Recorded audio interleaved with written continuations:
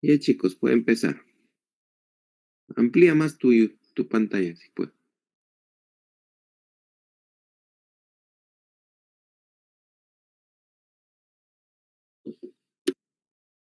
Doctor, buenas noches. Creo que eso es lo máximo que se puede. Ya, si tus compañeros están viendo claro, está bien. Sí se ve, doctor. Ya, bien. Ya empiecen, chicos.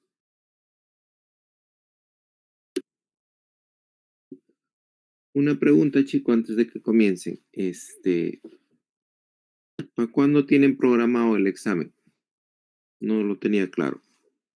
Doctor, conversé con la señorita secretaria y me Ya. dijo para mañana, doctor, a las 10 porque el día domingo ya se tienen que subir las notas, doctor.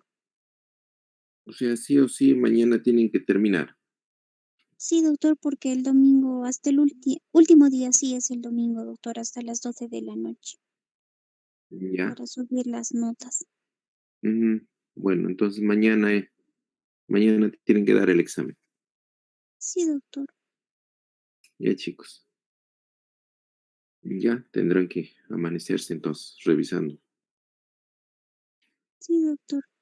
Bien, chicos. Ya empiecen entonces. Bueno, doctor, buenas noches. Compañeros, buenas noches. Si lo podrías regresar al inicio, Dani, por favor.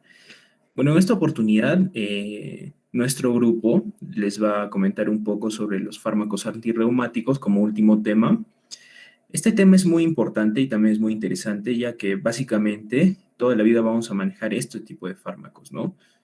La siguiente, por favor. Entonces, es muy vital. Ya en otros cursos también ya hemos tocado estos temas y es muy importante conocer, ¿no? Sobre todo recordar cómo es que funcionan estos fármacos, para qué se utilizan y cómo es que nosotros los debemos aplicar, ¿no?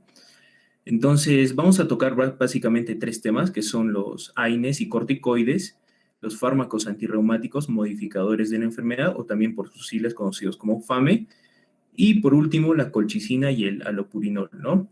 Que son fármacos muy importantes, sobre todo, y son de uso convencional en lo que es reumatología.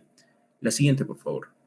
Entonces, para comenzar, vamos a comenzar principalmente con estos fármacos que se usan día a día, ¿no? Por así decirlo, son de uso común, aunque no debería ser así. Es más, ahora por esta coyuntura, por lo que es el COVID, se está utilizando bastante, ¿no? Entonces hay que hacer un buen repaso de lo que son AINES y corticoides. La siguiente, por favor. Para empezar, vamos a hablar de los AINES. Básicamente, la palabra AINES viene de las siglas que son antiinflamatorios no esteroideos, ¿no?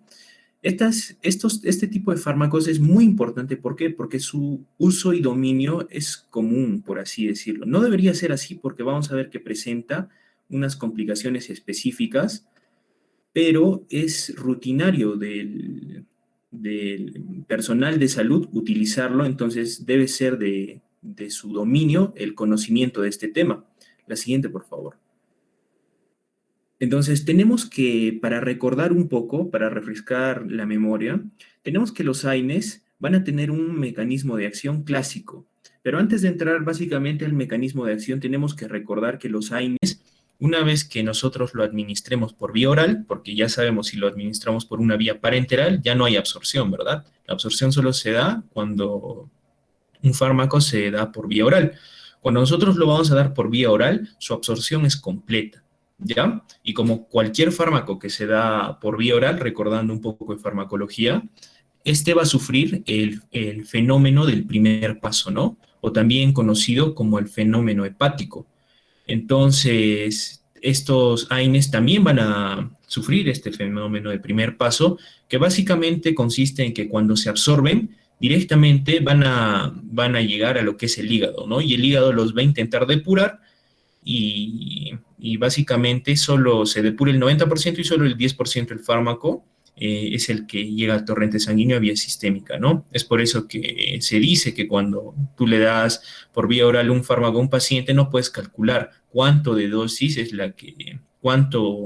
cuánta dosis tiene en sangre, ¿no? Porque por este fenómeno del primer paso. Entonces, los AINES básicamente, una vez que van a sufrir este fenómeno de primer paso, se van a unir a albúmina que van a transportar este fármaco. ¿Y cómo es que los AINES van a producir su efecto antiinflamatorio? Nosotros tendremos que recordar para eso este esquema, ¿no? Muy didáctico que está en todos los libros. Básicamente, una vez que los leucocitos llegan por quimiotaxis a un lugar donde se les requiere ya sea por inflamación o por estimulación. Como pueden ver ahí arriba, está la membrana, ¿no? La membrana celular de estos leucocitos. Entonces, esta membrana celular, como ya saben, ahí está ahí arriba, ¿no? De azul con amarillo. Esta membrana celular, como ya saben, está compuesto por fosfolípidos principalmente, ¿ya? Estos fosfolípidos están navegando en colesterol. Entonces, básicamente, cuando se activan, estos fosfolípidos van a ser degradados por una enzima que se llama fosfolipasa. No se olviden que todo lo que termina en asa es una enzima que degrada, ¿no? Entonces, esta fosfolipasa va a convertir básicamente estos fosfolípidos que tenemos en la membrana celular a ácido araquidónico. Es por eso que a esta vía, comúnmente, si ustedes lo buscan en internet o en los libros, lo conocen como vía del ácido araquidónico o cascada de ácido araquidónico. También se le conoce como la vía de la ciclooxigenasa. ¿Por qué?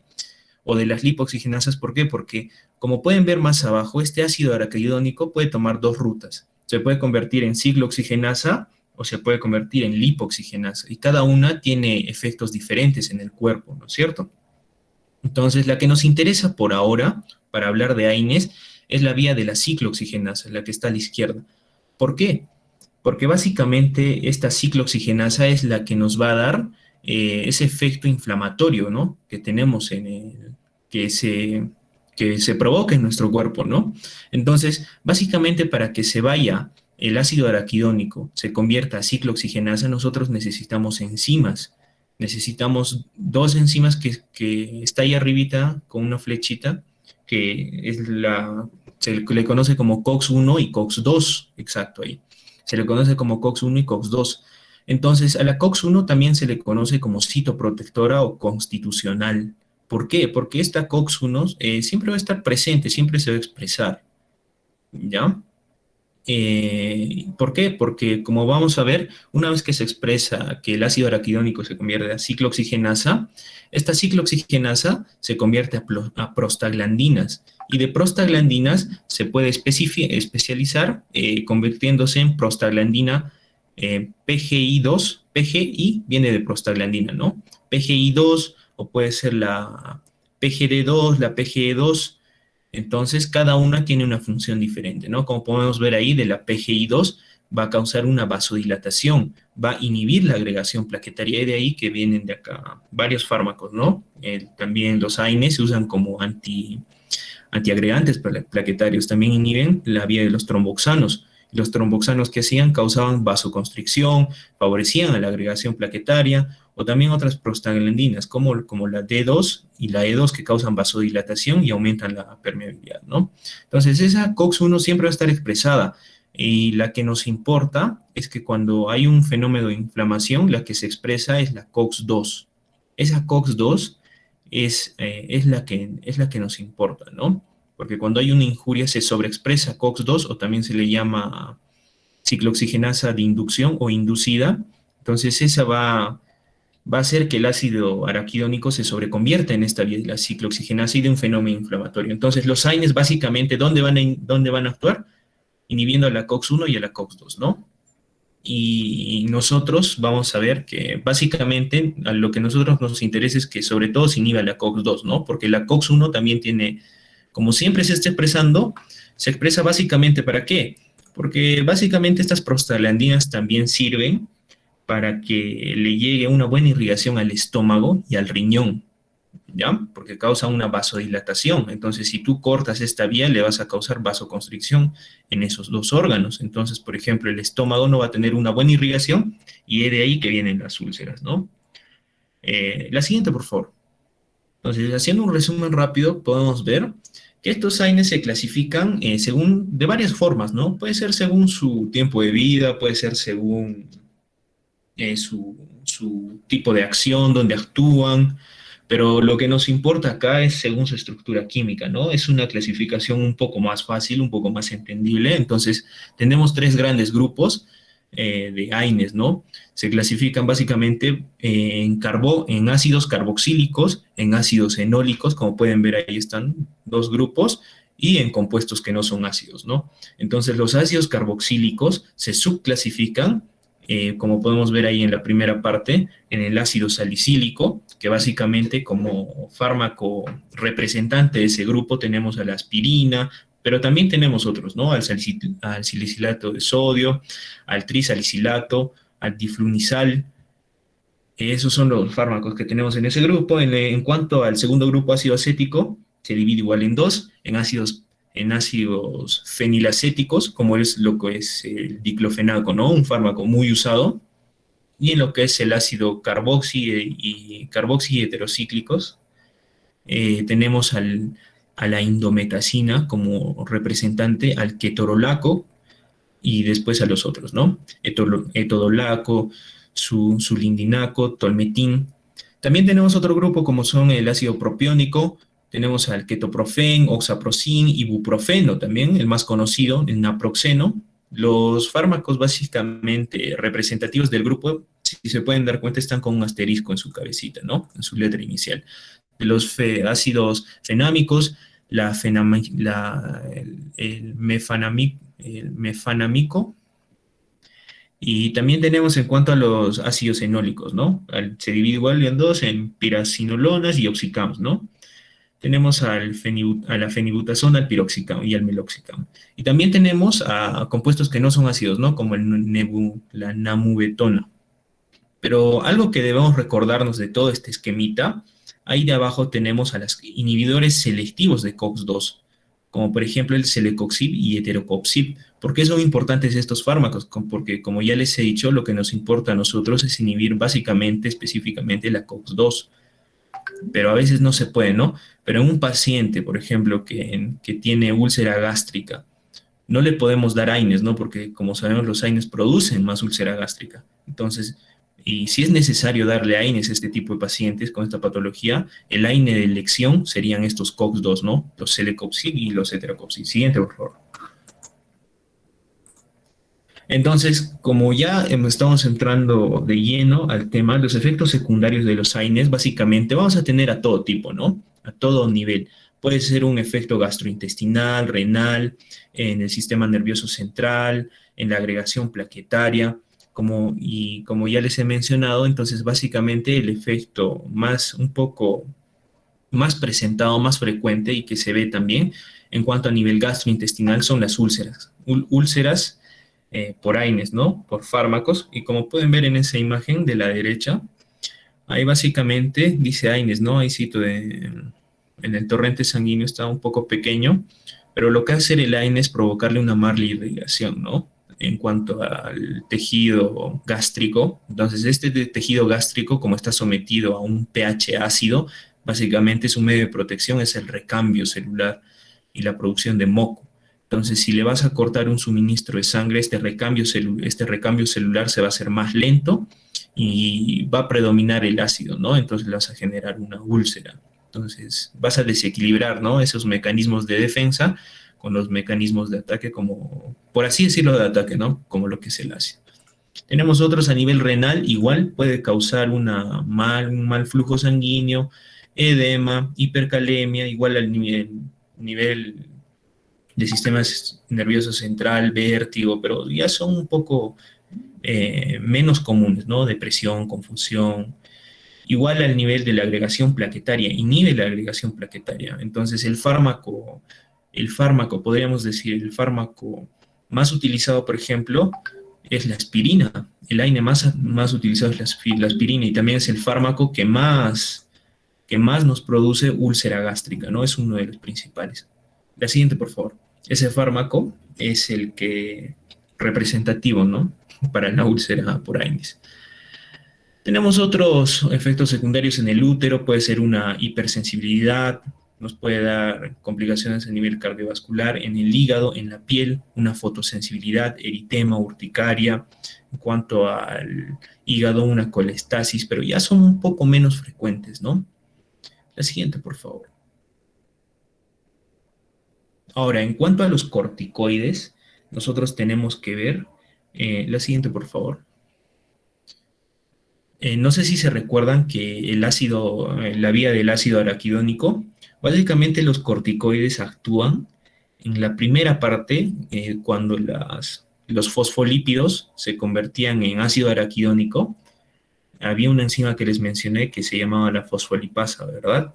Entonces, básicamente los corticoides van a actuar ahí, inhibiendo la fosfolipasa. Entonces ya no inhiben, no, podríamos decir que los AINES inhiben específicamente lo que es COX-1 y COX-2, pero los corticoides inhiben todo ese ciclo, ¿no? Porque inhiben esa enzima, entonces ya no hay nada, no se convierten ni en ciclooxigenasa ni en lipoxinas, ¿no? El ácido araquidónico. Entonces, para recordar un poco, como ya saben ustedes, los corticoides se producen endógenamente, ¿no? Tiene un ciclo tiene un eje hipotálamo, hipófisis, glándula suprarrenal, y básicamente, como podemos ver ahí a la izquierda, se produce en las glándulas suprarrenales, ¿no? En las glándulas suprarrenales tienen 3 capas y una médula. Tienen la capa glomerular, fascicular y reticular, y básicamente los corticoides se producen en la capa fascicular. La siguiente, por favor. Y tienen varios efectos estos corticoides muy interesantes, ¿no? Los corticoides los podemos agrupar en 2 familias, como lo que son los glucocorticoides y los mineralocorticoides. Pero de los que estamos hablando ahorita son de los glucocorticoides. Pueden ver en la imagen de la izquierda. Estos glucocorticoides tienen varias acciones, ¿no? Como pueden ver, en cuanto al sistema inmunitario, lo inhiben, ya sea por la vía del ácido araquidónico y también por otras subvías, ¿no? Y a nivel sistémico, ya que pueden ver también a la derecha, que en cuanto al hueso, produce una resorción ósea. En cuanto al hígado, aumentan la gluconeogénesis en el músculo, promueven la destrucción muscular. En cuanto al páncreas, inhiben la secreción de insulina. Y en cuanto al tejido adiposo, sobre todo facilitan su proliferación, ¿no? Es por eso que los pacientes con síndrome de Cushing o hipercortisolismo tienen una elevada tasa de adipocitos, ¿no? En, en la parte central. Y acá en la acción antiinflamatoria, básicamente lo que hacen, pueden ver ahí las diferentes subespecialidades de los leucocitos, como lo que es el neutrófilo, eosinófilo, linfocito T, inhiben a todas estas células inmunes y dificultan su maduración y proliferación, ¿no? Ese es un efecto secundario. La siguiente, por favor, aparte de inhibir la vía del ácido araquidónico. Igual, algo que tenemos que recordar también, y sobre todo para recetar estos corticoides, porque últimamente las personas toman corticoides como desean, ¿no? Entonces, tenemos que recordar que los corticoides se secretan con una, podríamos decir, podríamos asemejarlo al ritmo circadiano, ¿no? Se secretan básicamente junto con el ritmo circadiano de las personas, ya que como podemos ver, el cortisol mayormente se secreta por las glándulas suprarrenales en la noche y en las mañanas. Por eso hay este esquema. Ustedes pueden ver dónde es la mayor secreción, los picos de cortisol, de las 6 a.m. un poco más y en la noche, ¿no? Al momento de uno cuando se va a dormir. Entonces nosotros tenemos que también básicamente adecuar la receta de estos corticoides al ciclo normal del paciente. Tú no le puedes dar en corticoides, o sea, no está recomendado dar cuando en horas donde el paciente tiene el cortisol bajo, ¿no? Porque vas a desequilibrar este ritmo natural, este eje hipotálamo hipoficiario suprarrenal, ¿no? Entonces podemos ver que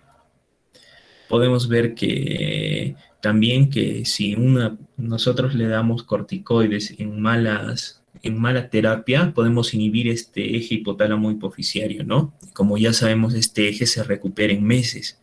Entonces le vamos a producir una insuficiencia a nivel de este eje, ¿no? Y eso es muy malo. Y también tenemos que ver que cuando nosotros recetamos corticoides, tenemos que ver la respuesta al estrés. ¿Por qué? Porque la respuesta al estrés del paciente puede anular los mecanismos de control. Entonces, esto va a incrementar notoriamente las concentraciones de esteroides. ¿Y qué es y ustedes se preguntarán entonces, ¿qué es el estrés? Básicamente el estrés en una persona es la hipoglicemia o que tenga una injuria, por ejemplo, los quemados y así, ¿no? También el estrés, como dice la misma palabra. La siguiente, por favor. Entonces, tenemos varios tipos de corticoides, como hoy pueden ver. El primer compuesto es la cortisona, ha sido también la primera, el primer glucocorticoide, el primer corticoide que se ha fabricado, ¿no? El cortisol, que es el que nosotros fabricamos endógenamente.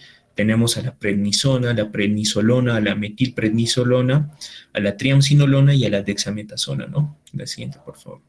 Y también ahí falta la betametasona. Entonces, básicamente los corticoides, como ya sabemos, son profármacos lipofílicos.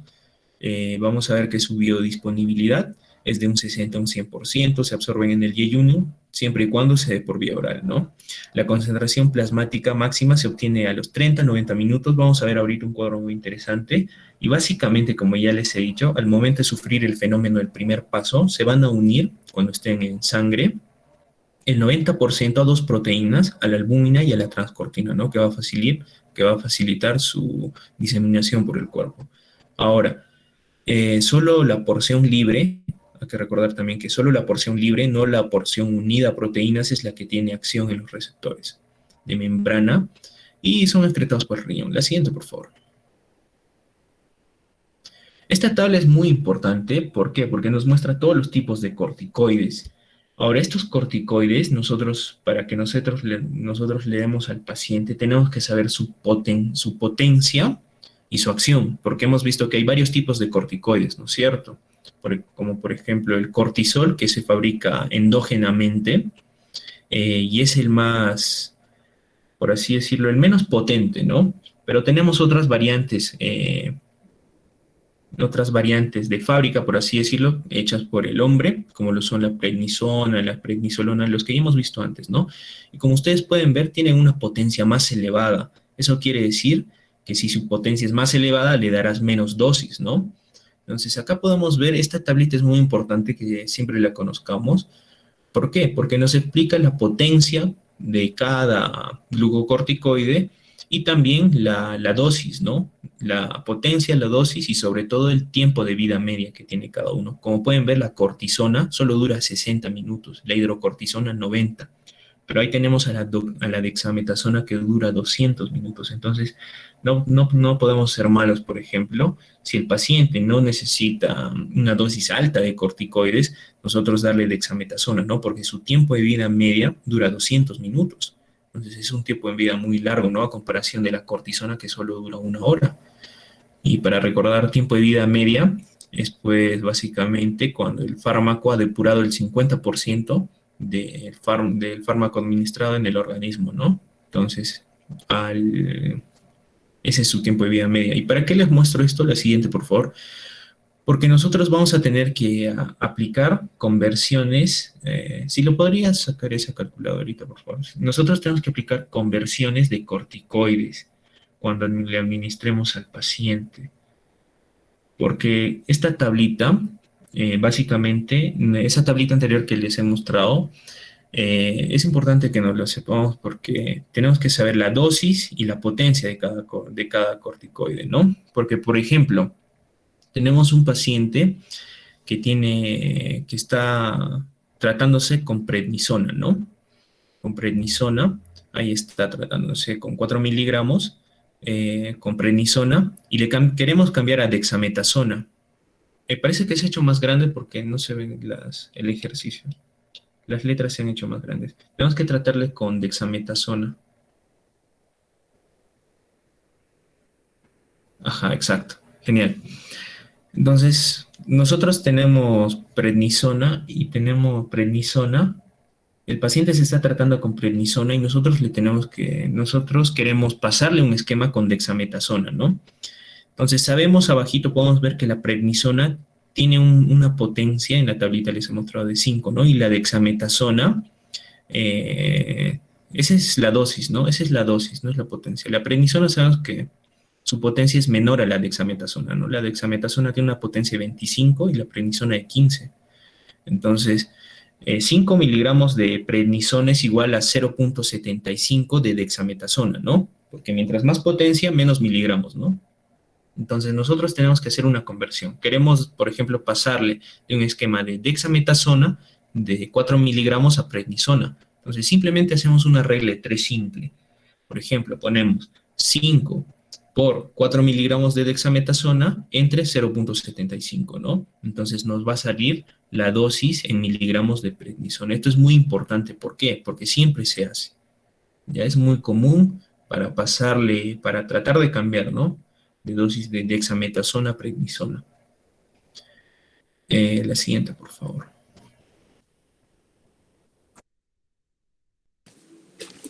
Continuando con la exposición, doctor, buenas noches, compañeros, buenas noches. Vamos a ver lo que son los fármacos antirreumáticos modificadores de la enfermedad, los FAME. Siguiente, por favor. Vamos a ver que los fármacos antirreumáticos modificadores de la enfermedad se van a encargar de prevenir el daño articular y la discapacidad que puedan inducir diversas enfermedades reumáticas inflamatorias crónicas, como ya hemos visto lo que eran la artritis reumatoide, la espondiloartritis axial, la artritis psoriásica y el lupus eritematoso sistémico, ¿no? Vamos a ver que este grupo de medicamentos no van a conformar una familia farmacológica específica, sino que se van a agrupar por su uso en pacientes con enfermedades inflamatorias autoinmunes. De hecho, vamos a ver que tienen mecanismos de acción muy diferentes e incluso algunos de ellos no son completamente conocidos, ¿no? Esto vamos a ver en los siguientes cuadros que están simplificados para que sean más fáciles de entender. Vamos a ver que estos medicamentos tienen por finalidad lo que es normalizar las funciones del sistema inmune y que se ven alteradas, ¿no? Por estas enfermedades que he mencionado ya antes. Y vamos a ver que por medio de mecanismos de inmunomodulación que se van a ejercer sobre los procesos efectores del sistema inmune, se va a llegar a a normalizar, ¿no? Sus funciones o bueno, a disminuir lo que es prevenir y disminuir lo que es el daño articular y la discapacidad. Vamos a ver también que cada FAME tiene una estrategia de administración distinta, protocolos de seguimiento e indicaciones particulares, y por esa razón su prescripción y cualquier modificación sobre su posología van a ser prerrogativas indicadas por lo que un dermatólogo, ¿no? Un especialista. Vamos a ver que inicialmente se empleaban los FAME sintéticos convencionales, como por ejemplo el metrotexato, el sulfasalacina, de los que se desconocen si actúan sobre las dianas concretas, y luego posterior a esto, en el año 2000, se incorporan lo que son los FAME biológicos. Estos van a tener inhibidores de factor de necrosis tumoral, que los primeros en desarrollarse, vamos a ver también ahí en la lista, y el último grupo en incorporarse van a ser a partir del 2015, que van a ser los FAME sintéticos dirigidos, en los que van a destacar los que van a ser los inhibidores de Janus quinasas, ¿no? Los JAKs. Vamos a ver también que los nuevos fármacos están diseñados para ejercer su efecto terapéutico dirigiéndose a dianas concretas, por lo que se van a clasificar según estas dianas. Y según esto también se van a utilizar en lo que van a ser las enfermedades reumatológicas, ¿no? Vamos a ver que los fármacos biológicos han ido cambiando lo que es el tratamiento de los pacientes que han presentado estas enfermedades reumáticas, ¿no? Y que vamos a ver también que no van a ser igual a lo que son los FAMES convencionales, pero vamos a ver que estas terapias son muy caras y es necesario lo que sería racionalizar su uso para tratar al mayor número de pacientes, manteniendo lo que sería el acceso a los tratamientos adecuados, ¿no? Luego también vamos a ver que hay lo que son los fármacos biosimilares, que lo que tienen de principal es que la disminución de costos a comparación de los otros, ¿no? De los otros fármacos. Vamos a ver que un biosimilar es un fármaco biológico que contiene una versión de la sustancia activa del producto biológico original y que está autorizado, ¿no? Es un fármaco de referencia, por así decirlo, y que va a demostrar también una eficacia y una seguridad similar a lo que son los fármacos de referencia, o sea, a los fármacos biológicos. Vamos a ver que también en la tablita vemos que se van a distinguir varios grupos, ¿no? Los biológicos, los dirigidos, así como los biosimilares que van a ser correspondientes, que se van a indicar en cada caso. Vamos a ver que que los FAMES sintéticos se van a dividir en lo que son los FAMES convencionales y los FAMES dirigidos. Dentro de los convencionales tenemos lo que es el metrotexato, el sulfasalacina, el lefunomida, el hidroxicloroquina o la cloroquina. Y en los FAMES dirigidos tenemos los que son los JAK inhibidores, que son el tofacitinib y el baricitinib y el apremilaz. En los FAMES biológicos vamos a tener lo que son los anti-TNF y otros, ¿no? En los anti-TNF tenemos el etanercept, el infliximab, el adalimumab, el golimumab y el certolizumab pegol. Y en otros vamos a tener, en esto principalmente vamos a tener lo que es el rituximab, ¿no? Vamos a ver que también los biosimilares que vamos a tener disponibles van a ser los que van a tener las terminaciones NIP, que son inhibidores de JAK, los MAP, que son del anticuerpo monoclonal, y los CEF, que son proteínas de fusión. Y bueno, todos estos vamos a ver que van a actuar sobre una diana terapéutica específica, ¿no? Siguiente, por favor.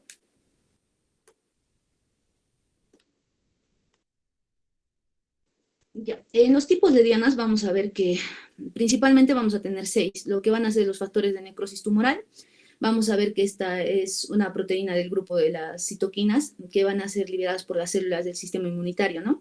Y vamos a ver que su importancia radica en la defensa del huésped y que va a estar involucrada en lo que es la reacción de la fase aguda, que está inducida por la inflamación y es capaz de reclutar otros mediadores proinflamatorios, ¿no? Después de lo que va a ser su liberación, así como su sobreproducción, y también va a desencadenar la respuesta inflamatoria autoinmunitaria, ¿no? Vamos a ver que estos inhibidores fueron los primeros fármacos biológicos en desarrollarse y siendo los que cuentan con mayor experiencia clínica y de los que se dispone más información, ¿no? Por lo que puede constituir los primeros fármacos biológicos indicados en lo que van a ser en las guías prácticas de lo que es en la reumatología, ¿no? En lo que son las interleuquinas, vamos a ver que estas van a ser un grupo de citoquinas vinculadas a múltiples procesos, ¿no? Como por ejemplo el crecimiento celular, la diferenciación tisular, la inmunidad, la inflamación, entre otros.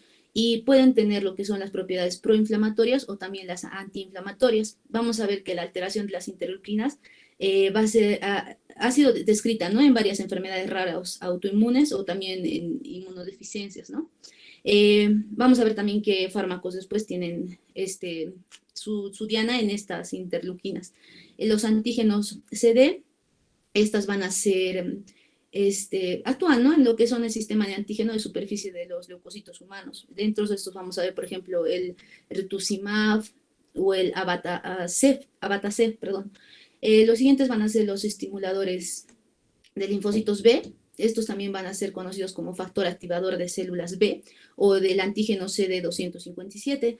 Esta es una citosina que pertenece a lo que van a ser la familia de los ligandos para los receptores del TNF, ¿no? Y van a actuar como un potente activador de lo que van a ser las células B, que van a inducir la proliferación y la diferenciación de las células plasmáticas. Y vamos a ver estas también más adelante, qué fármacos tienen este estimulador de linfocitos B. En el caso del Janus quinasa, vamos a ver que va a representar lo que son las citoquinas, ¿no? Y son factores claves para lo que es la inflamación. Vamos a ver que son una familia de tirosinas quinasas vinculadas a muchos receptores intracelulares de citoquinas, y dentro de estos vamos a tener 4 isoformas, que son el JAK1, el JAK2, el JAK3 y el TIK2. Vamos a ver que estos no son terapias biológicas, sino que pertenecen al grupo de moléculas pequeñas de origen sintético que tienen similitud con el mecanismo de acción, ¿no? De diferentes FAMES convencionales, como son los inhibidores de JAK, que son FAMES dirigidos, ¿no? Y que van a actuar sobre una diana específica. En lo que son los fosfodiesterasas, vamos a ver que estas catalizan lo que es la ruptura de los enlaces fosfodiéster y su acción va a regular lo que va a ser la concentración intracelular de lo que es el AMP cíclico y del GMP cíclico, ¿no? Vamos a ver también que estas fosfodiesterasas, por ejemplo, la 4, va a ser una fosfodiesterasa dominante en las células inflamatorias y la inhibición va a elevar lo que van a ser los niveles, por ejemplo, intracelulares de lo que es el AMP cíclico, y esto va a hacer que disminuya lo que es las respuestas inflamatorias mediante lo que es la modulación de la expresión de citoquinas inflamatorias, ¿no? Eso principalmente. Siguiente, por favor. Ya, en los FAMES sintéticos, en los convencionales, vamos a tener lo que es el metrotrexato, el sulfasalacina, la leflunomida y la hidroxicloroquina o lo que es la cloroquina, ¿no? Ahí vamos a ver también lo que son sus dosis. El metrotrexato, por ejemplo, de 10 a 25 miligramos por semana. Su diana molecular es desconocida. Sabemos, ¿no?, que el metrotrexato es un fármaco antitumoral que se va a encargar de bloquear lo que es la síntesis de las proteínas necesarias para la síntesis del material genético y también lo que es la duplicación celular, principalmente, ¿no? Y se ha visto que tiene también, en artritis reumatoide, se ha visto que tiene funciones, tiene mecanismos, pero no están totalmente estudiados, ¿no? No están completamente definidos, por lo cual su diana molecular es desconocida, ¿no? Vamos a ver que sus indicaciones van a ser en lo que es la artritis reumatoide, la artritis psoriásica y lo que es el lupus eritematoso sistémico.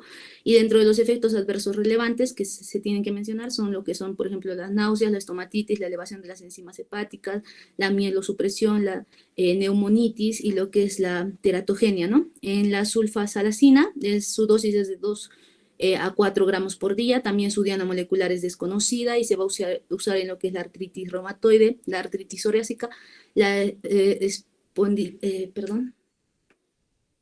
lo que es la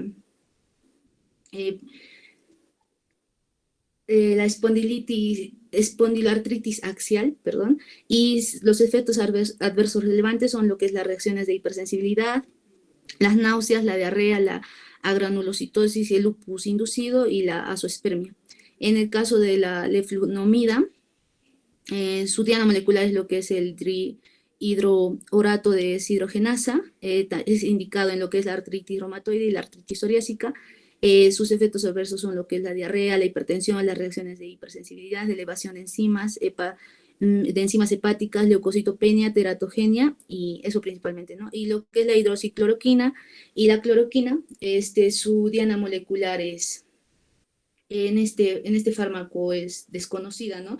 Pero sabemos que estos son unos medicamentos que tienen múltiples mecanismos de acción y estos tienen principalmente su efecto en lo que es las infecciones, ¿no? En el tratamiento del paludismo, pero también se ha visto que va a tener función antiinflamatoria y sobre todo de función inmune en lo que van a ser estos van a ser los mecanismos beneficiosos en lo que va a ser lo que es las enfermedades reumáticas, ¿no? Su indicación es sobre todo en lupus eritematoso sistémico y como efecto adverso.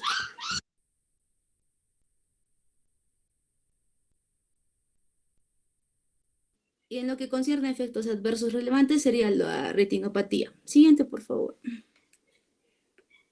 En FAMES sintéticos dirigidos vamos a tener lo que es la tofacitinib, perdón. Su diana molecular es el JAK1, el 2 y el 3. Vamos a ver que su indicación reumatológica es en lo que es la artritis reumatoide, la artritis psoriásica, igual que lo que es el baricitinib, que actúa ya también en el JAK1 y 2, y sus efectos adversos son en infecciones, reactivación de tuberculosis, herpes zóster, citopenias, hiperlipidemias, incremento de la creatina fosfocinasa, ¿no? Y la apremilase, que su diana molecular es la PDE4, se utiliza para la artritis psoriásica y sus efectos adversos van a ser lo que son las diarreas, náuseas y vómitos, infecciones, de lo que va a ser principalmente el tracto respiratorio superior, la disminución del apetito, insomnio, depresión, cefalea, tos, dolor de espalda y fatiga, ¿no? Sí, siguiente, por favor. Ya, en los FAMES biológicos anti-TNF vamos a tener lo que van a ser el etanercept, el infliximab, el adalimumab, el golimumab, el certolizumab, pegol. Estos van a actuar sobre su diana molecular, principalmente es lo que es el TNF, ¿no? Y vamos a ver que sus indicaciones van a ser todos para lo que es la artritis reumatoide, la artritis psoriásica y lo que es la espondiloartritis axial. En los efectos adversos relevantes de estos fármacos que son anti-TNF, van a ser lo que son las infecciones, la reactivación de tuberculosis, cambios psoriaformes en la piel, exacerbación de enfermedades desmelinizantes, lupus inducido, cáncer de piel no melanocítico y reacciones en el lugar de administración, ¿no? Siguiente, por favor. Y bueno, entre los fármacos biológicos, otros vamos a tener el más importante, que sería el rituximab, que va a ser aplicado intravenoso de 1000 miligramos cada 2 semanas y se aplica en 2 ciclos, ¿no? Vamos a ver que su diana molecular es el CD20 en las células B. Vamos a ver que su indicación va a estar en lo que es la artritis reumatoide y lo que es la de lupus eritematoso sistémico, ¿no? Y sus efectos adversos relevantes van a ser lo que es las reacciones de hipersensibilidad, la reactivación de hepatitis B y la leucocitopenia principalmente, ¿no? También otro que vamos a ver que es importante es el tocilizumab, que este va a ser en la diana molecular del receptor de interleuquina 6. La mayoría de estos fármacos, van a ser principalmente en lo que son las interleuquinas, ¿no? Su diana molecular, y van a ser para tratar lo que es la artritis reumatoide, como el tocilizumab. Y también van a estar relacionadas con infecciones en lo que son la reactivación de la tuberculosis, perforaciones intestinales, reacciones de hipersensibilidad, neutropenias, hiperlipidemias, y reacciones en el lugar de administración, ¿no? Siguiente, por favor.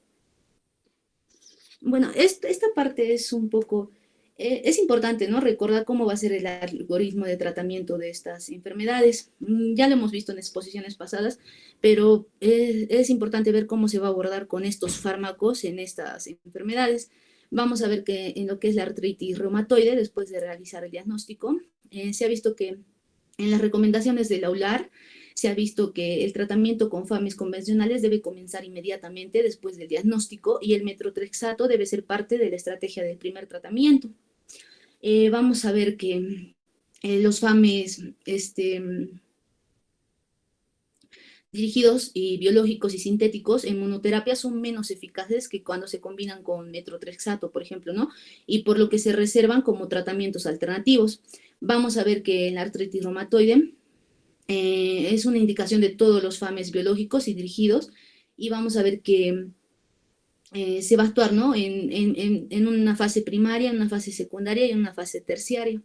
Vamos a ver que en la fase primaria sí hay contraindicación a metrotrexato, se empieza con lo que son corticosteroides a corto plazo más el metrotrexato, y cuando hay contraindicación, cuando sí hay contraindicación, contra el metrotrexato, se inicia también con corticosteroides y se utilizaría el leflunomida o sulfasalacina, ¿no?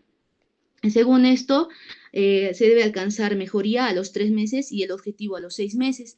Y posterior a esto se va a iniciar lo que es, se ve, ¿no? Si hay una ineficacia o una toxicidad, se pasaría a una fase 2. Vamos a ver que en la fase 2 se tiene que añadir lo que es un FAME biológico o un JAG, un inhibidor de JAG, ¿no? Esto si hay presencia de factores pronósticos desfavorables, y si no hay presencia de factores pronósticos desfavorables, se va a cambiar o añadir un segundo FAME convencional. Luego de esto se tiene que ver, ¿no? Si se alcanza la mejoría a los 6 meses y si el objetivo se consigue a los 6 meses. Si otra vez se presenta lo que es la ineficacia o la toxicidad, se pasaría a una fase 3 donde se tiene que cambiar a otro FAME biológico o utilizar un inhibidor de JAG, ¿no? En esto también se tiene que evaluar lo que va a ser si se consigue la mejoría a los 3 meses o el objetivo, ¿no? Y todas estas fases se tienen que continuar y se tienen que ir disminuyendo la dosis en lo que se va consiguiendo lo que es la remisión sostenida, ¿no? Y así conseguir un tratamiento adecuado para estos pacientes. Se tiene que ir por fases para no crear complicaciones o los efectos adversos que se mencionaron, ¿no? Siguiente, por favor. En el caso, por ejemplo, de la espondiloartritis axial, también vamos a ver que se hace el tratamiento mediante fases, ¿no? Como ya lo ha explicado mi compañero, primero a estos pacientes se le daría lo que es un AINE, luego también se le va a evaluar a las 2 o 4 semanas y se tiene que ver si hay ineficacia o toxicidad, para lo cual se tienen que tomar valores, ¿no? De las pruebas necesarias para ver el progreso de esta enfermedad. Si vemos síntomas principalmente periféricos, se pasaría a una fase 2 donde se va a tratar con corticosteroides y también lo que es la sulfasalacina. Si vemos que es una enfermedad principalmente con axial, vamos a ver que se va a comenzar con un FAME biológico, utilizando usualmente lo que es un anti-TNF, ¿no? Esto también se tiene que evaluar, ver si hay ineficacia o toxicidad a las 12 semanas mediante las pruebas que son para esta enfermedad, y luego se tendría que, si no hay una correcta remisión o no hay un correcto control, se tendría que cambiar a una fase 3, donde se va a utilizar otro anti-TNF o un inhibidor de la interleuquina 17, ¿no? Y posterior también se tiene que seguir evaluando y ver si se va a continuar con uno de los tratamientos, ¿no? Ya sea en la fase 3, en la fase 2, en la fase 1. Y bueno, esto se tiene que acompañar con lo que son las modificaciones del estilo de vida, ¿no? El siguiente, por favor. En lo que es la artritis psoriásica, vamos a ver que la guía EULAR, por ejemplo, recomienda comenzar con un AINE, también con inyecciones de corticosteroides. Especialmente dice que en los casos de oligoartritis, y si no son eficaces se debe utilizar un FAME convencional. Esto va a ser en el caso de una artritis psoriásica periférica activa, ¿no? Y finalmente se debe instaurar un tratamiento con un FAME biológico o un FAME dirigido en presencia de toxicidad medicamentosa, ver también factores de pronóstico desfavorable para lo que va a ser una artritis psoriásica continua activa o bien una enfermedad predominantemente axial, ¿no?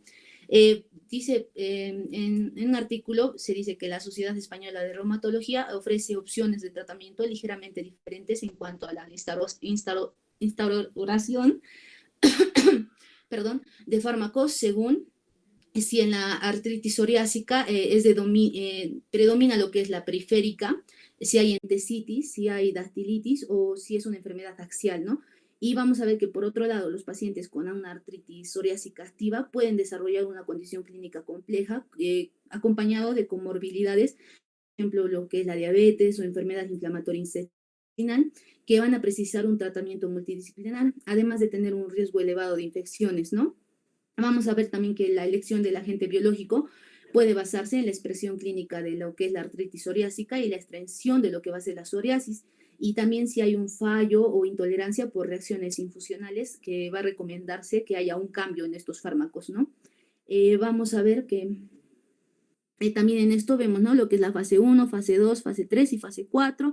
Se empieza con AINES, luego si hay una insuficiencia o toxicidad, se pasaría al metrotrexato. Si la enfermedad es de predominio axial o tiene una entesitis grave, se pasaría a una fase 3 de frente, ¿no? En el cual se va a utilizar un FAME biológico. Y también puede ser un FAME dirigido, ¿no? Y luego, si es con contraindicación a metrotrexato, se va a utilizar lo que es la leflunomida o la sulfasalacina. Posterior a esto, vamos a ver que en la fase 3, con factores pronósticos desfavorables, ya les dije que se pasaría a un FAME biológico, y en el caso de que no haya factores pronósticos desfavorables, se utilizaría un FAME convencional, un segundo, ¿no? Añadido al de la fase 2 que ya teníamos. Y posterior a esto, se tiene que evaluar también a los 3 a 6 meses y se tiene que cambiar a otro anti-TNF o otro modo de acción, ¿no? O un FAME dirigido, por ejemplo, y añadir también quizás un FAME convencional. Y esto se tiene que evaluar y se tiene que continuar con la dosis, ¿no? Si se han dado cuenta, todo es por fases, y es según cómo progresa la enfermedad, si hay complicaciones, si no hay complicaciones, y se va añadiendo, ¿no? Un FAME convencional, un FAME dirigido, según sea conveniente para cada paciente. Siguiente, por favor. En el caso de lupus eritematoso sistémico, el tratamiento se ha basado en el uso de corticosteroides. Vamos a ver que también en AINES y en antipalúdicos, ¿no? Que ya hemos mencionado que es la hidroxicloroquina. Y vamos a ver que también diversos inmunosupresores se ha visto que han mejorado el pronóstico de la enfermedad, aunque no todos los pacientes van a responder igual, ¿no? Y ocasionalmente pueden desarrollar toxicidades importantes. Se ha visto también que en los últimos años se han desarrollado terapias biológicas, generalmente con indicación aprobada para otras enfermedades, ¿no? Vamos a ver, por ejemplo, el belimumab es la primera terapia biológica con indicación específica para lo que es el lupus eritematoso sistémico, y según la EULAR recomienda en pacientes con respuestas inadecuadas al tratamiento estándar, que el tratamiento estándar es, ¿no?, la combinación de hidroxicloroquina y corticosteroides con o sin inmunosupresores, ¿no? Y vamos a ver que también Esto va a estar definido como una enfermedad con actividad residual que no va a permitir la reducción de corticosteroides, ya sea con recaídas frecuentes, ¿no? Si hay o no recaídas frecuentes. Y en estos pacientes se debería considerar la adición de añadir a su tratamiento lo que es el belimumab. Vamos a ver también que aquí en el lupus lo clasifican, ¿no? En leve, moderado y grave. Esto se va a evaluar según los síntomas constitucionales, si la artritis es leve, si hay presencia de RAS, también el recuento de las plaquetas, entre otras pruebas, ¿no? Y el moderado también va a ser similar a la artritis reumatoide, también se evalúa RASH, si hay vasculitis cutánea, si las plaquetas. En el grave ya es cuando es una enfermedad amenazante para los órganos, ¿no? Y ahí vemos en primera línea cuáles se utilizarían. Por ejemplo, se utilizan en leve los corticosteroides, más lo que es la hidroxicloroquina, en modo de igual manera, y en grave igual. Luego, posterior a esto, se va a ir añadiendo, ¿no? Según el grado que vaya a presentar el paciente. En el grado A, por ejemplo, se añade el metrotrexato o la azatioprina, que va a abarcar lo que también es el grado B, el belimumab, que se añade a partir del grado C, por ejemplo. Y bueno, así posteriormente, ¿no? En el grado D ya vemos que se hace uso de lo que es la ciclofosfamida y lo que es el rituximab. Siguiente, por favor. Y bueno, aquí en esto también es importante mencionar que el FAME en embarazo y lactancia, ¿no? Vamos a ver que van a ser seguros utilizar en FAMES convencionales, por ejemplo, lo que va a ser la sulfasalacina y la hidroxicloroquina. Y en FAMES biológicos, los anti-TNF, ¿no? El etanercept, el infliximab, adalimumab, el golimumab y el sertrosumab y el pegol, ¿no? Se debe suspender sí o sí los FAMES biológicos, el anakinra, el tocilizumab, el rituximab y el abatacept. Y sin datos muestran, por ejemplo, en los dirigidos el apremilast y en los biológicos el sarilumab, el ustekinumab, ixekinumab, secunizumab y el bilimumab.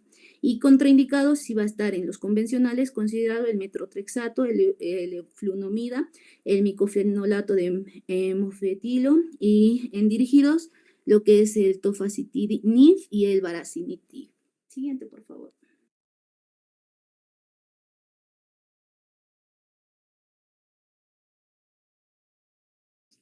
Bueno, para concluir vamos a hablar acerca de la colchicina y el allopurinol.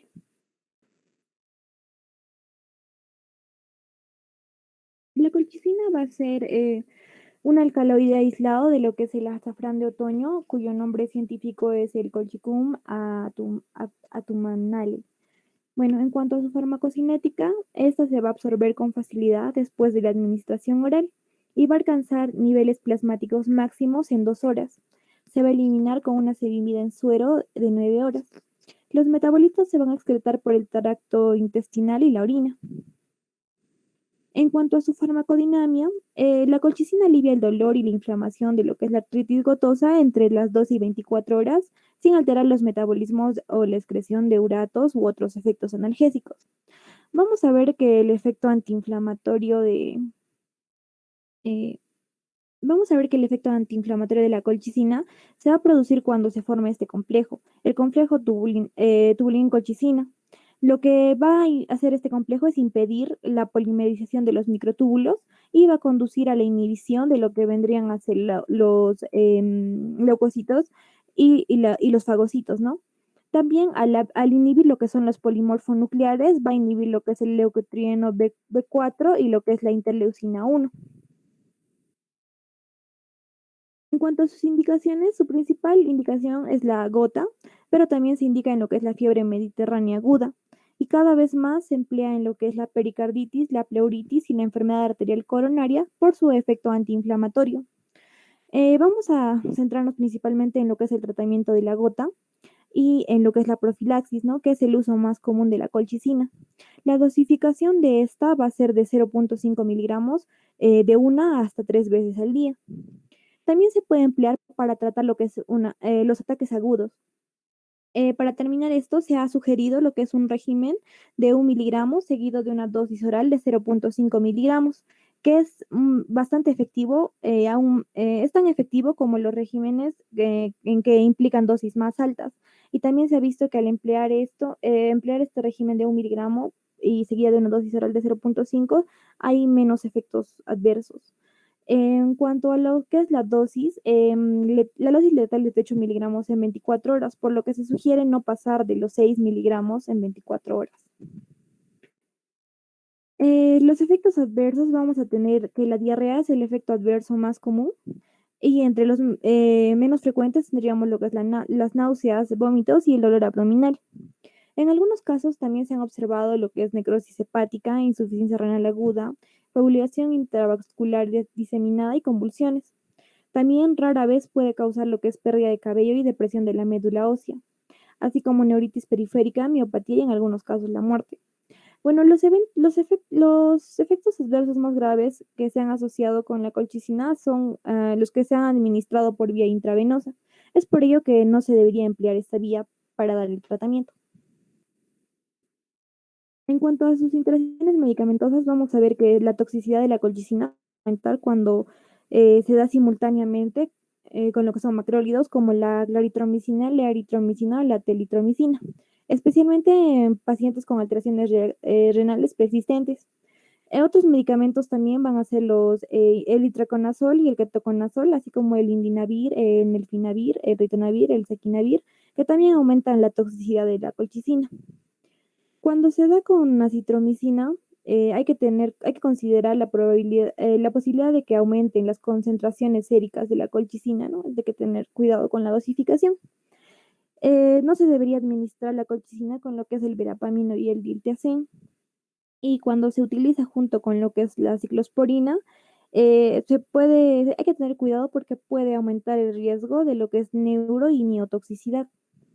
En cuanto a las vitaminas, vamos a ver que la absorción de la vitamina B12 puede verse alterada cuando se administra de forma crónica la colchicina o en dosis muy altas. Es por ello que los requerimientos vitamínicos pueden aumentar y se puede dar el medicamento adjuntándolo con lo que es la vitamina B12. Bueno, finalmente tendríamos lo que es el allopurinol. Este se absorbe aproximadamente en 80% después de su administración oral y tiene una solubilidad en suero de 1 a 2 horas, ¿no? Al igual que lo que es el ácido úrico, el allopurinol se va a metabolizar por esta enzima, que es la enzima xantina oxidasa. El compuesto resultante de este metabolismo va a ser lo que es la aloxantina. Esta aloxantina va a tener la capacidad de inhibir esta enzima y tiene una duración de acción suficiente para que el allopurinol solamente se pueda administrar una vez al día, ¿no? En cuanto a su farmacodinámica, vamos a ver que existen purinas que se forman a partir de lo que son aminoácidos, el formiato y el dióxido de carbono en el cuerpo. Estas pueden convertirse en lo que es la hipoxantina o la xantina. Y finalmente, la xantina y la hipoxantina se pueden oxidar en lo que es se oxidan en lo que es el ácido úrico. Lo que hace el allopurinol es que se metaboliza mediante esta enzima, la xantina oxidasa, y el resultante, que es la olaxaxantina, inhibe la enzima xantina oxidasa, por lo tanto, no se oxida la xantina en ácido úrico. Y esto hace que disminuya el nivel de urato en el plasma y también la carga del mismo, ¿no? Del ácido úrico. Sus indicaciones, el allopurinol es un agente de primera línea para el tratamiento de lo que es la gota crónica en la fase entre ataques y tiende a prolongar el periodo intercrítico. La dosis inicial que se emplea es de 5 a 10 miligramos al día.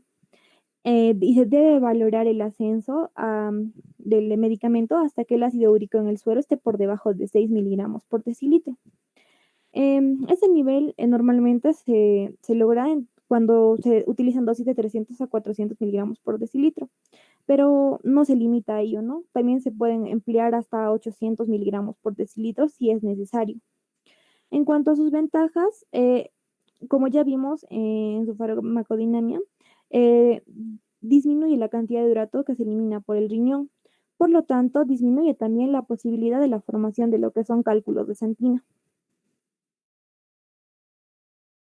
Algo importante importante cuando empleamos el alopurinol es ver la función renal del paciente y esto lo vemos a través del filtrado glomerular.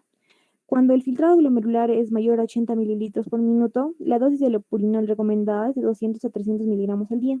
Cuando es de 60 a 80 mililitros por minuto, la dosis es de 100 a 200 miligramos por día. Cuando es de 30 a 60 mililitros por minuto, es de 50 a 100 miligramos al día. Y cuando es de 15 a 30 mililitros por minuto, es de 50 a 100 miligramos, pero en días alternos. Y si el paciente ya se encuentra en diálisis, se sugiere dar una dosis de 50 a 100 miligramos a la semana. En cuanto a sus efectos adversos, vamos a ver que el más común vendrían a ser las erupciones cutáneas, el rash, y en este caso tendríamos que suspender el medicamento. Pero también se ven comúnmente lo que son trastornos gastrointestinales como náuseas, vómitos y diarrea. Es importante tener en cuenta las reacciones de hipersensibilidad que los pacientes puedan presentar con el alopurinol, pues esto podría llevarlos a la muerte. En cuanto a las interacciones medicamentosas, vamos a ver que cuando se administra el alopurinol con purinas quimioterapéuticas como lo que es la azatioprina, la dosificación se debe reducir al 75% aproximadamente. Este medicamento también puede aumentar el efecto de lo que es la ciclofosfamida y también se debe verificar la dosis. El alopurinol inhibe lo que es el metabolismo del probenecid y también de los anticoagulantes orales y por lo tanto puede aumentar la concentración del hierro hepático. Eso sería todo. Muchas gracias.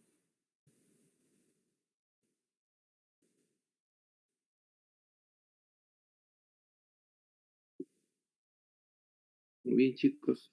La exposición ha sido bastante clara. Felicito al grupo por haber hecho una muy buena presentación. Si bien es cierto, ha faltado completar pequeños, pequeños fármacos también que utilizamos de uso común, ¿no? Como en el caso de la osteoporosis, en el caso de las fibromialgias, ¿no?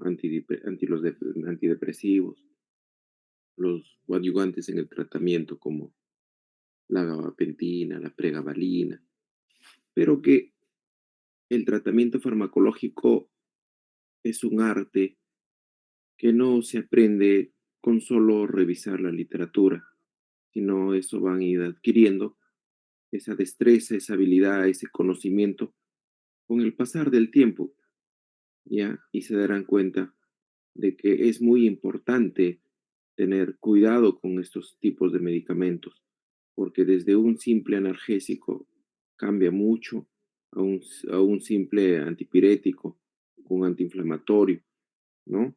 En ese aspecto, esas cositas lo vamos a ir puliendo en el tiempo, ¿ya? Recordarles que su compañero Jason hizo un cuadrito muy importante de que tengan bastante cuidado cuando uno tiene que utilizar ciertos corticoides, ¿no? O cuando estaba exponiendo Gloria, en el caso de los tipos de las drogas modificadoras de la enfermedad, los famosos DARMES o los FARMEC, ¿no? Que se utilizan sobre todo en artritis reumatoidea. Entonces, estos medicamentos, ¿no? Si bien es cierto, hay que tenerle bastante cuidado antes de la administración, también hay que saberlos clasificar y saber en qué momento se deben utilizar estos medicamentos, ¿no? Desde ya, este grupo, los felicito por la forma de presentar. Han sido muy acuciosos, muy minuciosos en decir cosas muy importantes. Es más, me gustaría que Jason les pueda inclusive repetir ese cuadrito, ¿no? Eh, de la conversión de los corticoides y la importancia que tiene ese cuadrito. Que me puedes, no sé si podrías eh, enfatizar ese cuadrito, Jason. Claro, doctor. Presentamos, doctor, las diapositivas. Ponlo, hijo, ponlo, porque eso es muy importante para que tus compañeros sepan.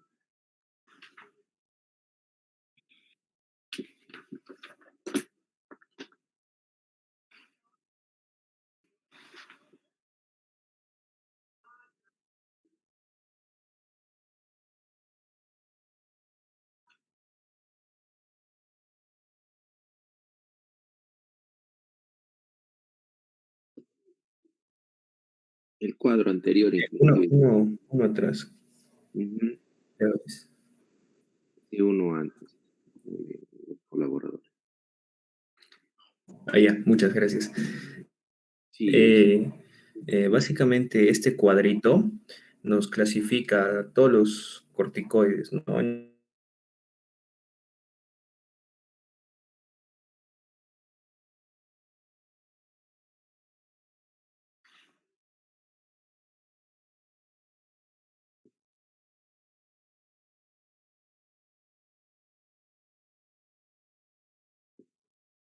Jason, se te cortó la comunicación. Sí, doctor. Parece que Ahí. están utilizando el internet también. Lo clasifica según el tiempo de vida, ¿no? Duración corta, duración intermedia y duración prolongada. Entonces, y lo vemos ahí porque en la parte final dice vida media, plasmática en minutos. Podemos ver que los de tiempo de vida corta duran de 60 a 90 y así sucesivamente, ¿no? Hasta los que tienen más tiempo de vida. Allá, muchas gracias. Hasta los que tienen tiempo de vida más larga, ¿no? 200 ahí abajo. Entonces, también este cuadro los clasifica según la potencia, porque como ustedes pueden ver, la cortisona es un análogo sintético del cortisol fabricado por el hombre y es básicamente el que tiene una potencia similar, ¿no? Entonces pueden ver ahí en la potencia, en la segunda recta, potencia, no, a la izquierda, a la izquierda. Ese es en cuanto a potencia, en cuanto a mineralocorticoides, a la izquierda, la primera, esa. Esa es su potencia en miligramos, ¿ya?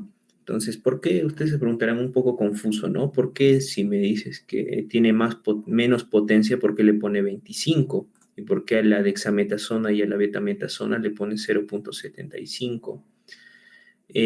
Básicamente, esta tablita equipara la potencia, pero en cuanto a la dosis, ¿no? En miligramos. Entonces, si tiene menos potencia la cortisona, obvio que le vamos a tener que dar más cantidad de dosis, ¿no?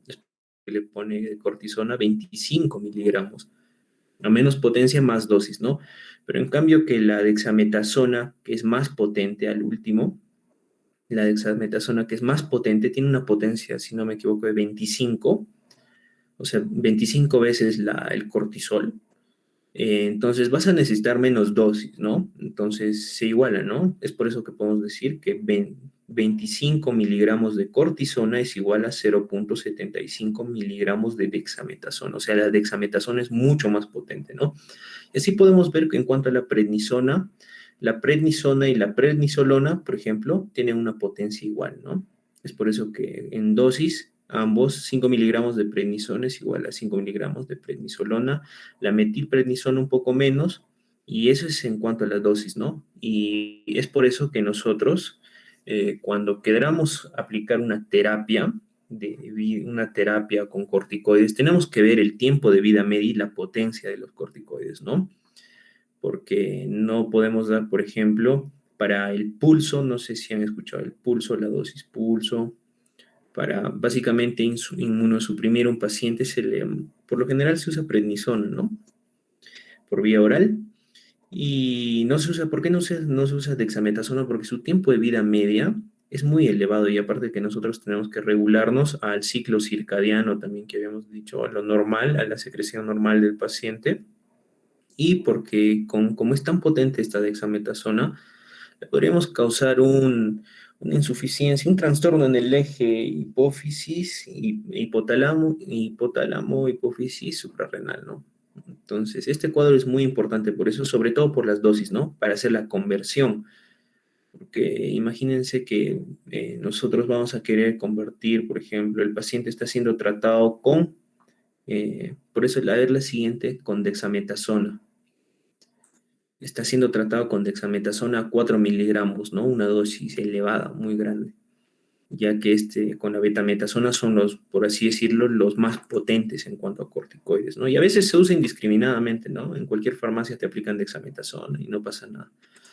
Entonces, nosotros que vamos a querer convertir dexametasona de 4 miligramos, vamos a querer darle en prednisona. Es para eso que nos sirve esta tablita, porque en la tablita, como abajito en la segunda línea pueden ver, la prednisona tiene un valor, ahí, tiene un valor de 5, ¿no es cierto? Ahí está, en miligramos de 5. Mientras que la dexametasona es un 0,75, ¿no es cierto? Entonces, básicamente 5 miligramos de prednisona es igual a 0,75 miligramos de dexametasona. Entonces, simplemente conociendo eso, hacemos una regla de 3 simple, ¿no? Porque le queremos cambiar su terapia a prednisona. Entonces, 5 miligramos de prednisona por 4 miligramos de dexametasona entre 0,75. Se hace la conversión, la regla de 3 simple, entonces nos sale la dosis a lo que queremos, ¿no? Prednisona, entonces nos saldría que 4 miligramos de dexametasona es igual a darle al paciente 26,6 miligramos de prednisona, ¿no? Eso es por la potencia. Porque sabemos que la prednisona tiene una potencia intermedia, ¿no? La dexametasona es el más fuerte. Eso sería todo, creo, doctor, lo más importante en cuanto a este cuadrito. Perfecto, Jason. Muy bien, te felicito, hijo, por la explicación. Si bien es cierto, ustedes chicos se habrán dado cuenta, pues que en la medicina, al menos en las primeras prácticas, cuando tenemos cualquier molestia, tanto de dolor leve, lo que optamos es ponte una dexametasona con un diclofenaco. ¿No es cierto? Eso es un uso habitual, clásico, común que vemos en cualquier centro, ¿no? Entonces, si ustedes se están dando cuenta que ustedes están utilizando una potencia muy elevada de este tipo de corticoides, lo que vamos a producir a largo plazo o vamos a inducir es una atrofia de la glándula suprarrenal, como nos comentaba Jason, ¿no? Entonces, hay que tener mucho, mucho cuidado, chicos, en decir, en qué momento tengo que utilizar una dexametasona, ¿no? Que es muy diferente a una hidrocortisona, muy diferente a una prednisona. O peor, aún todavía la betametasona, aunque tienen las mismas características, ¿no? Entonces, esto, como ya hemos visto en patologías anteriores, inclusive podemos producir la diabetes, podemos producir eh, lo que llamamos supresión, ¿no? Por los glucocorticoides, como el síndrome de Cushing, ¿no es cierto? Entonces ahí es el detalle de estos efectos secundarios y las complicaciones de los corticoides, ¿no? Que conllevan de alguna manera a tener esos trastornos, pues, del sobrepeso, ¿no? Y a la larga, inclusive, cuando estos los utilizamos desmesuradamente, en un largo plazo, podemos desarrollar atrofias a nivel de la superficie o en la piel, ¿no? Y cosas como esas las vamos a ir aprendiendo en el tiempo cuando las vayamos a utilizar, ¿ya? Muy bien, chicos. El tratamiento farmacológico, pues, de las enfermedades reumatológicas en sí va desde un simple alivio del dolor, ¿no? Hasta ciertas procesos antiinflamatorios de forma aguda o tímicas, como en el caso de las enfermedades autoinmunes como la artritis y lupus, ¿no? Donde hacemos uso de, de los antirreumáticos de la enfermedad, ¿no? Como ya hemos desmenuzado progresivamente en cada tema que hemos estado desarrollando, ¿no? Hasta hemos hablado, como mencionaba la compañera Marriott, ¿no? Que estas drogas modificadoras, las que más comúnmente las tenemos que dominar son las convencionales, de alguna manera, las que más se usan, ¿no? Luego las dirigidas, que en algunos momentos también las utilizamos, y los lógicos que muchas veces los dejamos pues exclusivamente para manejo intrahospitalario, ¿no es cierto? Y a veces muchos de nosotros o muchos de ustedes alguna vez de repente pocas veces lo van a ver utilizar pues un rituximab, un abatacept, ¿no es cierto? Un golizumab, que de alguna manera es mucho más difícil encontrar de forma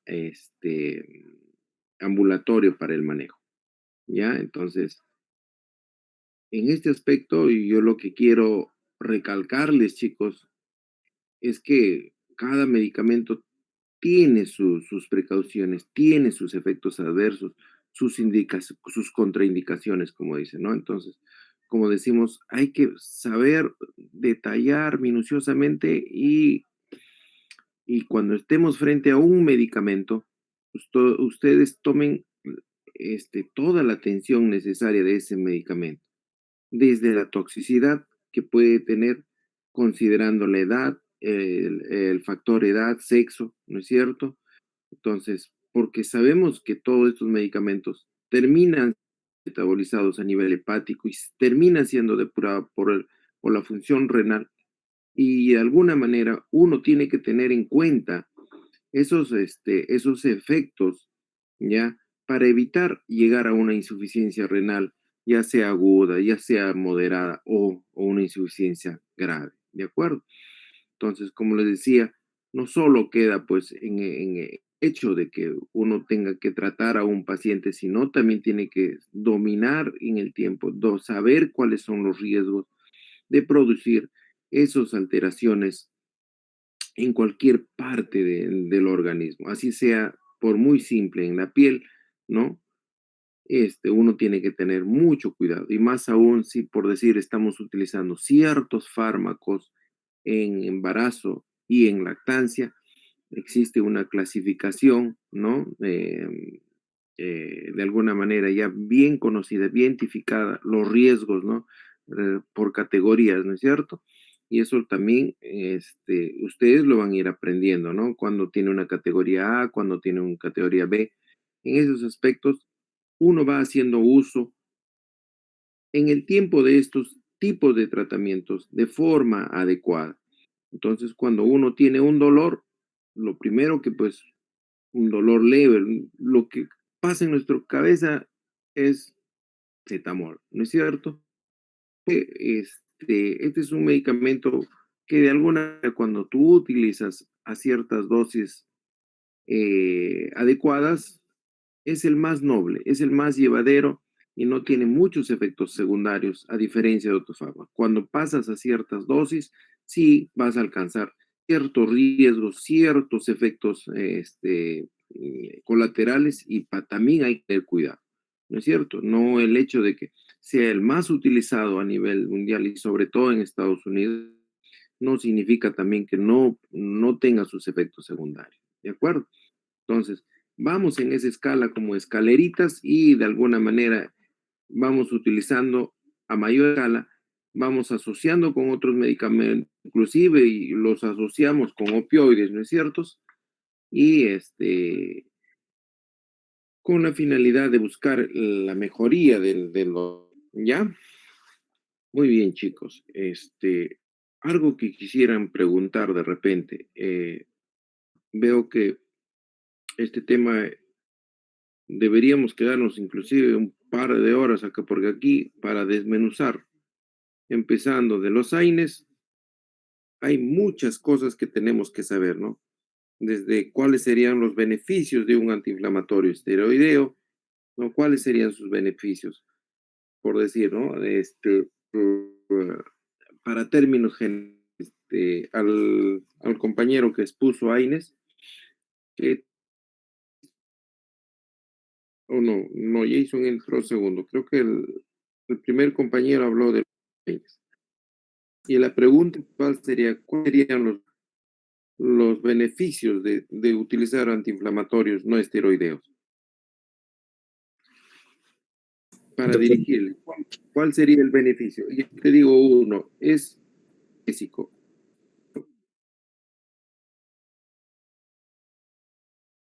doctor, disculpe, no le escuché. Sí, yo fui el que expuse a Inés Ah, también.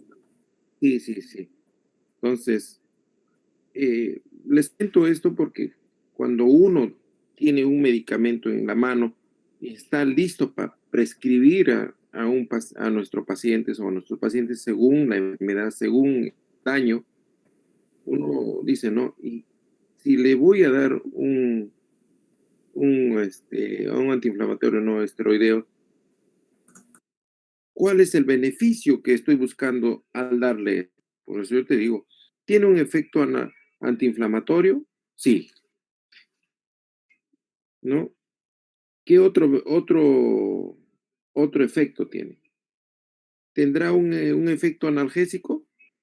Sí, doctor. Tienen un efecto analgésico, pero no es tan valorado, ¿no? Es un poco depreciable. ¿Por qué? Porque si se administra AINES después de que se ha iniciado la cascada de ácido araquidónico, no tiene mucho sentido administrarlo, ¿no? Porque ya se han liberado, ya se ha convertido por la ciclooxigenasa, porque básicamente los AINES inhiben, ¿no? Que se convierta la ciclooxigenasa.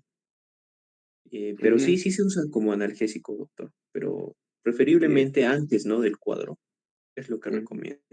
Y te hago una pregunta. ¿Tendrá un efecto antiplaquetario los antiinflamatorios no esteroideos? También, doctor, tienen un efecto antiplaquetario, un efecto antipirético, se usa para cerrar el ductus arterial, Ujú. eh, Así es. se- Claro, hasta abortivo, ¿no? El misoprostol también. así es. Entonces, si se dan cuenta, cuando ustedes cogen un medicamento, siempre tienen que tener en cuenta todas esas características, chicos, ¿ya? Si es antipirético, si es analgésico, si es antiinflamatorio, si es antipirético. Y de esa manera ustedes tendrán cuidado, pues, ¿no? Porque sabemos que estos también pueden disminuir, como dijo Jason, la agregación plaquetaria, ¿no? Al inhibir la producción del tromboxano, ¿verdad? Sí, doctor, Entonces, exactamente. ujú. Entonces, esto es todo un arte, chicos. De verdad que considerando que ha sido una muy buena exposición y ya que mañana es el examen a primeras horas, este, no sé si es que es con todo lo que han puesto los compañeros, con todas las pocas cosas que les he hablado, es prudente decirles que estos tipos de medicamentos hay que tener mucha precaución y que tomen en cuenta una exposición tan bien preparada como los que ustedes han hecho, chicos, para que sea el camino, el que sea el inicio del manejo de este tratamiento, ¿ya? Con la finalidad de que vayan a repasar sus otras teorías y así no quiero ver jalados. ¿Les parece? ¿O quieren que les hable algunas cositas más?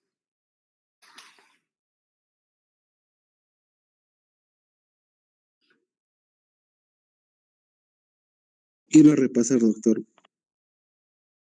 Ok, muy bien, seamos democráticos. Uno más, ¿quién más dice? ¿Quieren repasar? Ir a repasar, por favor, doctor. Bien, chicos. Bueno, ya pues, les voy a poner cosas puntuales en farmacología, ¿ya? Eh, Así como le he estado preguntando a Jason, ya, cada medicamento tiene esos efectos. Esa tablita que hizo Jason es muy importante, ¿ya?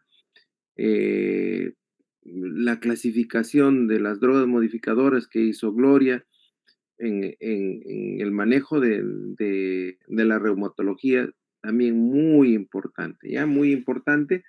Entonces, si llegan a conocer un poquito de eso, un poquito de la clasificación, quiénes son los convencionales, quiénes son los dirigidos, quiénes son los biológicos, suficiente con eso. Yo me siento tranquilo porque podré decir, no, los chicos han llegado a conocer esos medicamentos, ¿ya?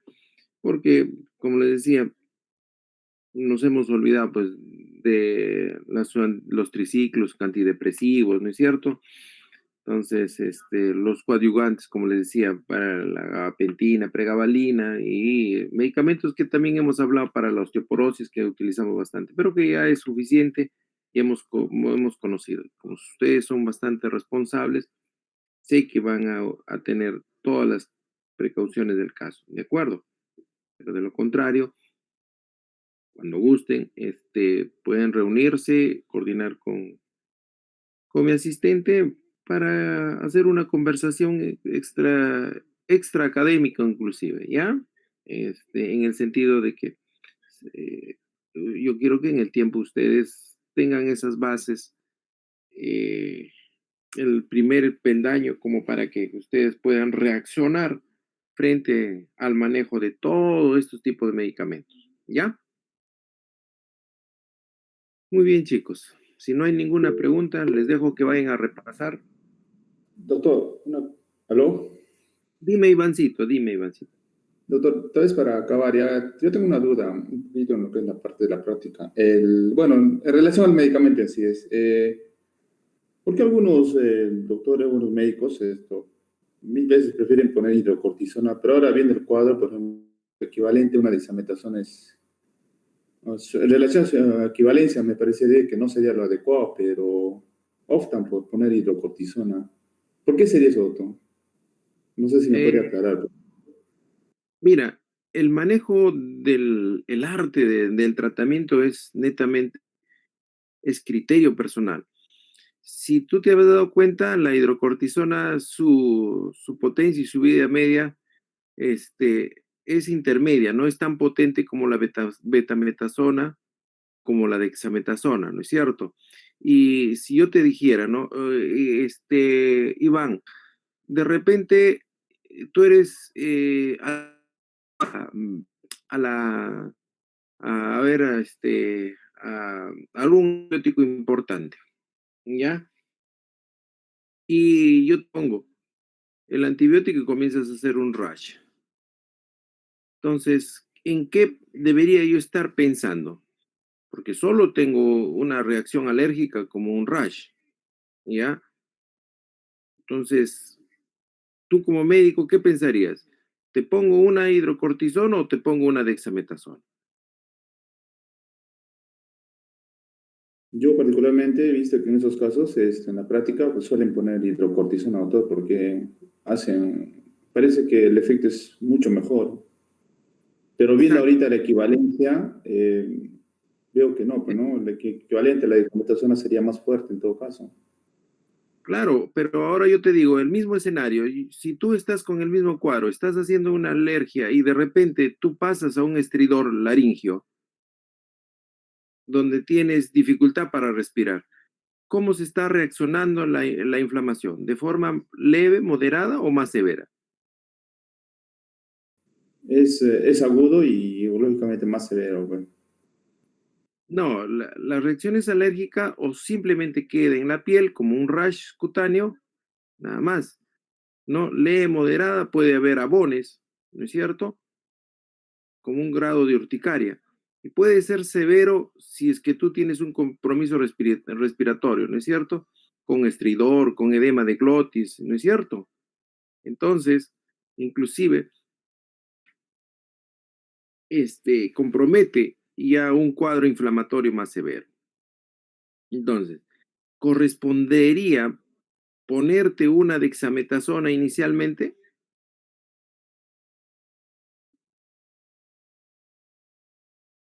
Esa es la pregunta. Bueno, eh, creo que no, doctor, o estoy equivocado. Así es, hijo, no corresponde, pues, no corresponde. ¿De acuerdo? ¿Por qué? Ya nos hemos dado cuenta, pues, ¿no? La dexametasona, al ser más potente, ¿no? Y muchas veces, a veces los médicos dicen, ¿sabe qué? Usted va a utilizar dexametasona como la que hemos estado utilizando en esta coyuntura del COVID, donde estábamos dando 6 miligramos diario por 10 días a largo plazo. ¿Qué es lo que vamos a producir? ¿Acaso no vamos a ocasionar una atrofia suprarrenal? Y peor aún si le vamos a tirar una retirada abrupta, como dice, ¿no? Carrera de caballo, parada de borrico, ¿no? Entonces, ¿qué es lo que vamos a ocasionar? Ese daño a nivel de la suprarrenal, como lo mencionó Jason de una forma muy detallada. ¿Ya? Eso es lo puntual, Jason. Y como te digo, estas cositas se pueden mejorar con ciertos ejemplos, con ciertas características, que inclusive revísalas y tú mismo date tus conclusiones y si no estás de acuerdo, si gustas, entre todos los conversamos, pues, ¿no? Pero es como yo te decía, pues es el arte de, del manejo, del uso de ciertos medicamentos, sobre todo los corticoides, bueno, que hay que tenerle bastante cuidado, ¿no? Porque no solo queda pues en las complicaciones, hasta hay complicaciones neuropsiquiátricas que conllevan a producir este estado de confusión, estado de delirio, ¿no? Entonces, todas esas cosas, ¿no es cierto? Entonces, siempre hay que tener bastante cuidado, pues peor es como les decía, si está en lactancia, está en embarazo, ¿no? Y si tiene antecedente de úlceras gástricas, ¿no? O una simple colitis, vas a conllevar al deterioro, pues. ¿Está claro, Ivancito? Sí, doctor, sí, ya me aclaró ya el panorama. Ok, gracias, doctor. Gracias. Bien, Iván. Bien, chicos, entonces, quiero que repasen sus temas, que me voy a quedar también a completarles el examen, ¿ya? Espero que salgan victoriosos, como sé que van a salir victoriosos, pero no sean conformistas, no me conformo con un tercio superior, ustedes dan para más, revisen que al final eso va a ser muy beneficioso para el uso diario de sus actividades como futuros colegas que ya van a ser pronto ustedes. Muchas gracias, doctor. Bien, chicos. Muchas gracias, doctor. Gracias, doctor. Muchas Listo. Yo sé gracias, que doctor. no me van a defraudar, mis queridos cachorros, ¿ya?